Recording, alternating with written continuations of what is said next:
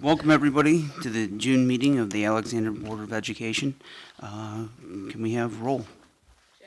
Yes. Lucy. Yes. Aaron. Yes. Josh. Yes. Blake. Yes. Stand for the Pledge of Allegiance. I Pledge allegiance to the flag of the United States of America and to the republic for which it stands, one nation, under God, indivisible, with liberty and justice for all. Thank you. All right. I'll make a motion to adopt the agenda. Second. Roll. Jay. Yes. Lucy. Yes. Aaron. Yes. Josh. Yes. Yes. Reports and comments. We have superintendent's report. All right, we have a lot of guests tonight, and I think we're all here to celebrate. I hope we're all here to celebrate. Yes, my mic doesn't work. I hope we're all here to celebrate because I know we're here to recognize some fantastic children who recently scored perfect scores on the state test, and that's exceptional. This doesn't happen very often, and I've never seen this many kids in one place score perfectly. So I hope that you all take a great deal of pride in what you've done and what you've accomplished, and I'm sure your families do for everything that you've done. One thing I'm not going to get into the details. I'm going to pass this off, so we're going to start our board meeting with a wonderful little presentation. We'll begin with our new principal, Mrs. Rouse, and she is going to talk about her elementary kids who scored perfectly.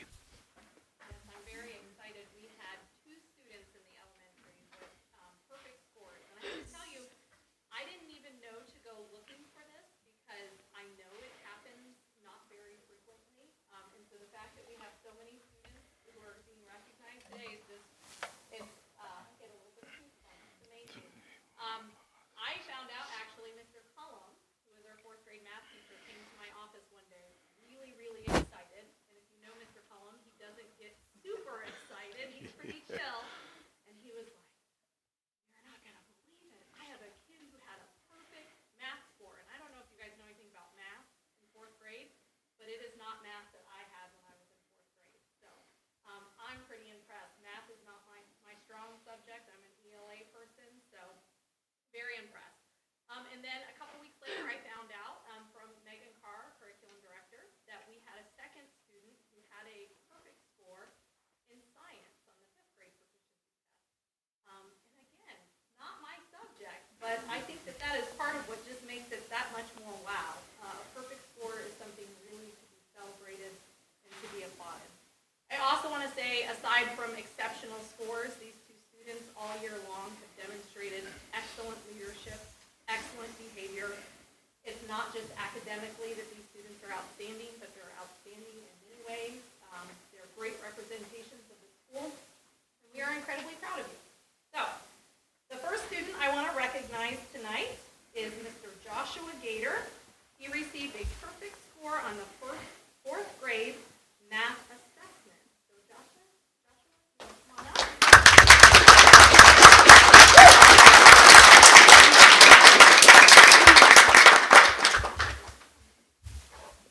And then the second student I want to recognize is one of our fifth grade students who's moving on to the junior high next year. And that is Mr. Avery Woods, who received a perfect score on the fifth grade science assessment. Turn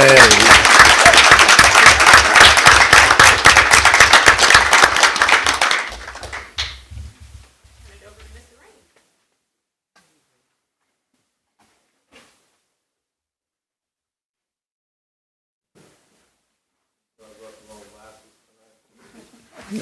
You want to borrow mine?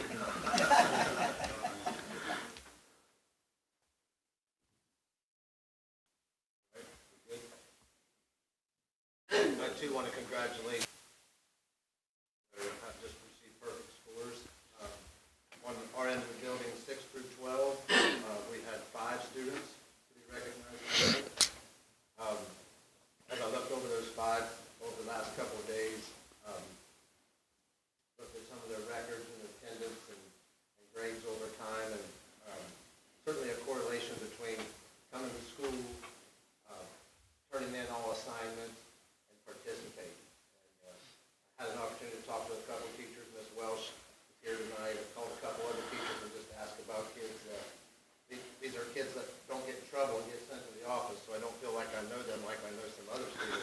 And so I wanted to get to know them a little bit, and by that, by asking some of their teachers, none were surprised.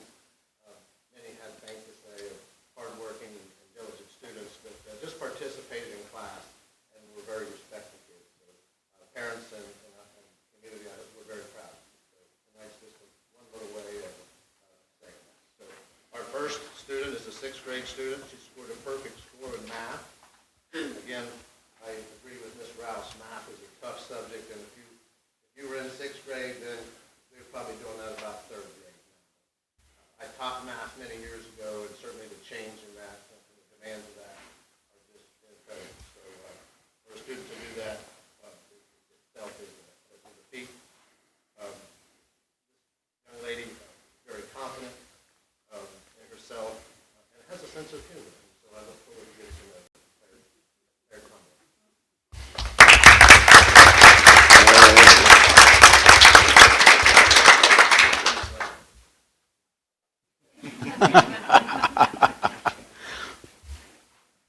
Our next student is a 7th grader, also scored a perfect score in math. I can't remember if it was perfect or near perfect attendance, which has always been something that I think if you come here, you will learn. We have great teachers and great staff, and so anytime that attendance stands out to me, I think it stands out to employers. So that is a very employable skill. Fairly new to Alexander in the last few years, and the thing that came from both teachers I talked to yesterday, is we often say students are hardworking, but when they talk about Aller, they talk about tenacity that is beyond the hard work, and things that the level that he takes it to will take him places. So, Woodrow Aller.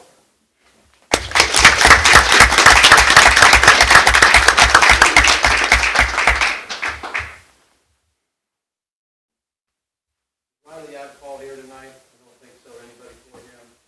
Riley, I'll just take a couple of the Adfall names to our community. Is certainly a well-known name. Riley is not here tonight because he is at 4-H camp, and as many students, that's a big activity that takes place in the summer. And from that one, he'll be a counselor after that. So this was an important year for him to be there. Otherwise, he would have been here tonight. Riley scored a perfect score in 8th grade science. Miss Ball, you'd be proud.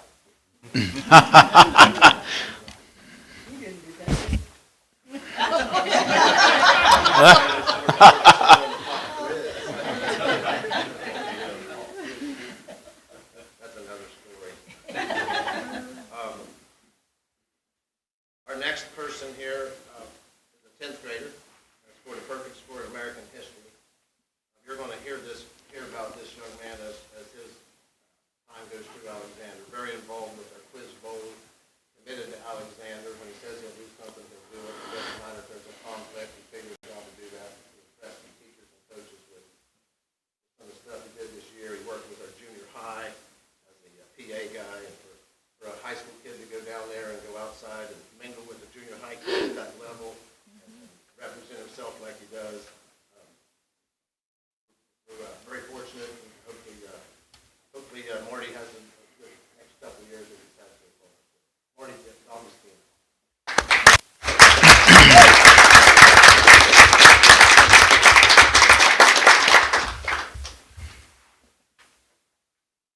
And last but not least, our senior this year scored a perfect score in the American government. She'll be going into her senior year this year. Alexis, come on up there with me a little bit.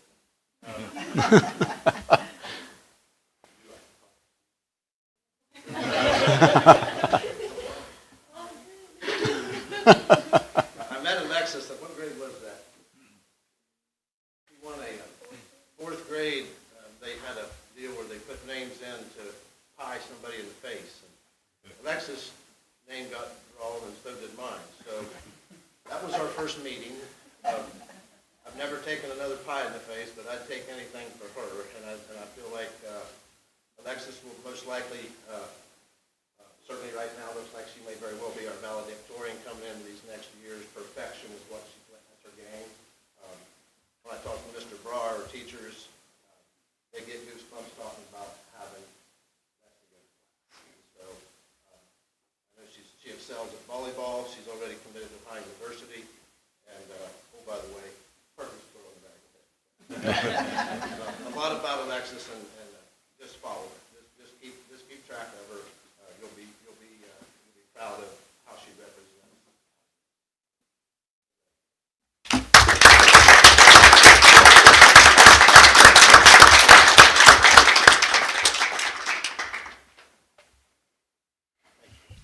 All right, thank you, Mrs. Rouse and Mr. Lee, Mr. Raines. Hey, we have some wonderful kids here, and I'm really glad that we're able to recognize them tonight. And families, thank you for coming. It's nice to have a nice audience at a board meeting. A nice audience. All right. Yeah. You're welcome back anytime. A couple of things that I'll talk about. First off, a new director of nutrition group here at the district. Ms. Deck has started just probably a month ago. Is that about right? Yeah, about 6 weeks, a month ago. And there's been a noticeable change in some of the offerings and some of the things that we're doing in the kitchen, and a renewed enthusiasm for food. And I think I could speak for many of us. Some of those were really good. And my expectations for the fall and for the rest of the school year are pretty high. So you've raised the bar, and we're happy about that. One thing that I do want to talk about that's off topic from our academics and from the nutrition group is the track. I'll give you a little update on where we are on the track. If you've driven by, and I encourage you to drive by, go get out of the car, take a look at it, and try to recall the field and track that we had. This is going to be a dramatic improvement. It's something that our kids deserve. The track itself has been a project. The biggest hurdles that we faced with the track were with the soil.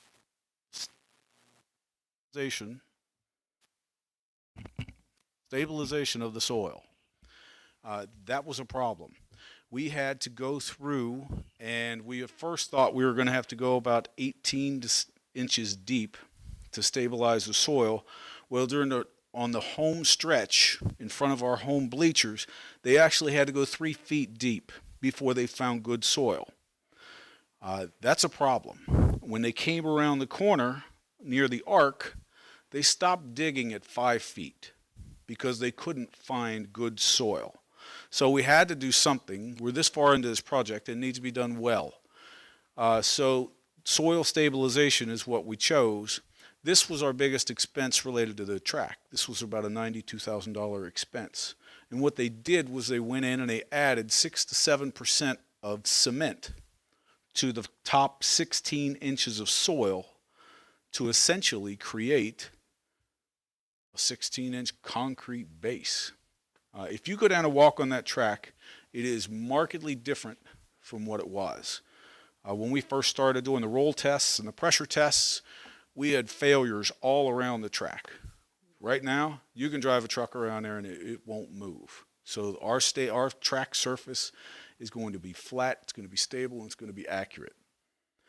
The biggest expense outside of the track that we've hit, we've improved the concession stand. That's going to be a nice change. We've got a nice patio in the back. We've moved windows to the back because there's a narrow path now in the front that's not big enough for people to gather.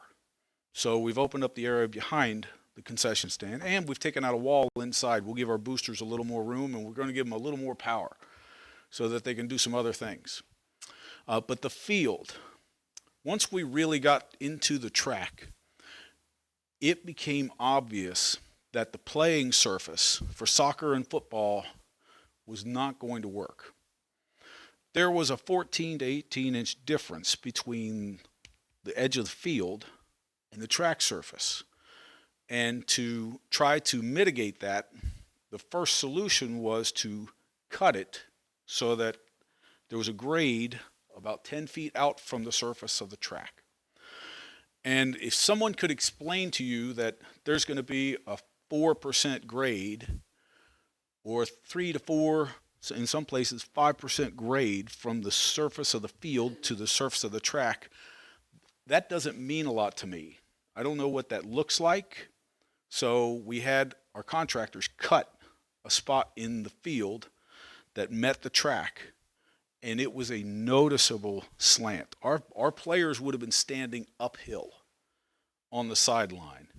And so it wasn't a safe situation until it's one of those situations that until you see it, you don't really understand it. But when you see it, you understand this isn't going to work. So we decided to regrade the field to bring it down to an acceptable level. And if you go look at the track, and there's plenty of daylight tonight, and I don't think this meeting is going to take very long, at least I'm hoping.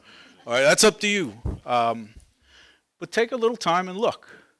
I think you'll see it right away, and it looks fantastic. Right now, they're putting in the irrigation system. This is a big improvement over what we had, and now we're going to be covering a larger footprint.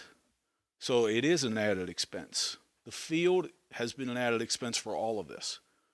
We had a slight increase with the track, but it made obvious a problem we had with our field, so we dealt with it. Our kids deserve that. They deserve to have a safe and wonderful playing surface and track. So all of this right now, we are at our margins as to when it's going to be done. If it rains again, I don't know, we're close.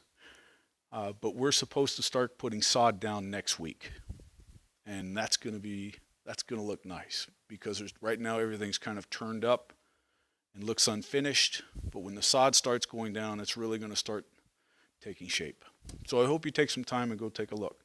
If you have any questions about anything that we've done, please let me know. I'll be glad to answer anything. So that's kind of where we are with the track. Irrigation system's going in. They're going to finish it tomorrow. Next week, we're going to be starting on the sod. And then shortly after that, they're going to pave. And after they pave, then they put down, they have to let the pavement set. And then they put down the rubber surface on top. And we'll be ready to run.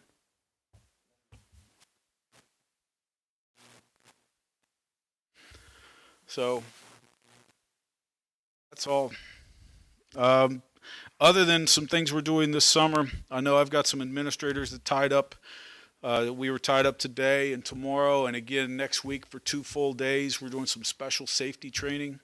Today was a really nice session, learning a little bit about those terrible incidents that happen sometimes in schools.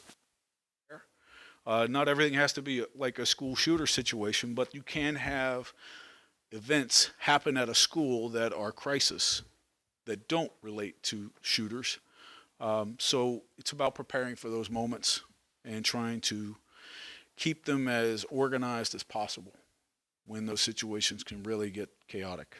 So I'm excited about the rest of the training that we're going to be doing. Thank you. All right. Consent agenda, or I'm sorry, I didn't see anybody on public participation.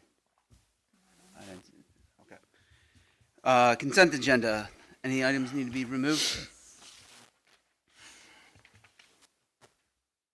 Then I will make a motion to accept as is.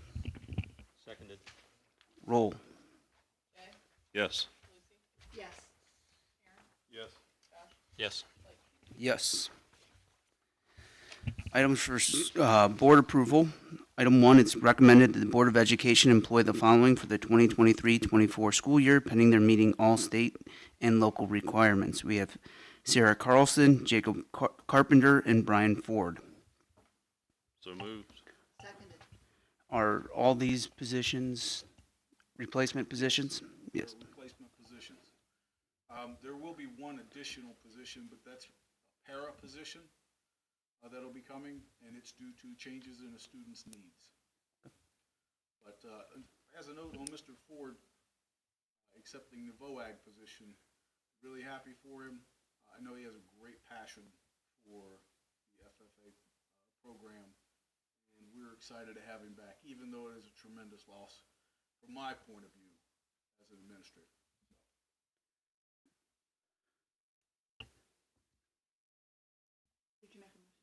It's on the floor, so any other discussion items?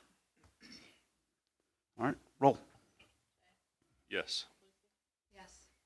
Yes. Yes. Yes, and welcome to some and welcome back to faculty, staff.